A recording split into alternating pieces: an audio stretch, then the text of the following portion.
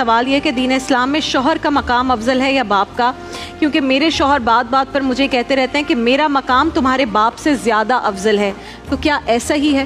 دیکھیں اسلام نے کیٹیگرائز کیا ہے، باپ کا مقام اپنا ہے، شوہر کا مقام اپنا ہے۔ اگر کوئی یہ سوال پوچھے کہ آنکھ زیادہ ضروری ہے یا کان، ہاتھ زیادہ ضروری ہے یا پاؤں، تو یہ سوال ویلڈ نہیں ہے، یہ سوال غیر معقول ہے۔ آنکھ کا کام ہے دیکھنا، پورا جسم دیکھ نہیں سکتا۔ اس آرگن کا کام ہے سننا، پورا جسم سن نہیں سکتا۔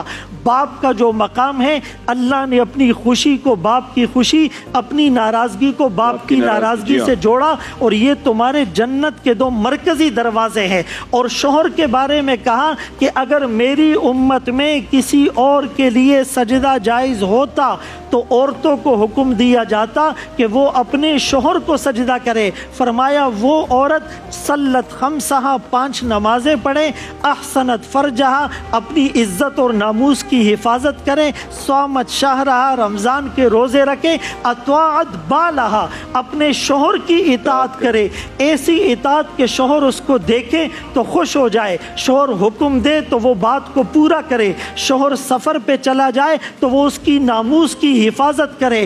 دخلت من ای ابواب الجنت شاءت، قیامت کے دن اس عورت سے کہا جائے گا جنت کے جس دروازے سے تیرا جی چاہتا ہے داخل ہو۔ کیا بات ہے، کیا بات ہے، بہت خوبصورت۔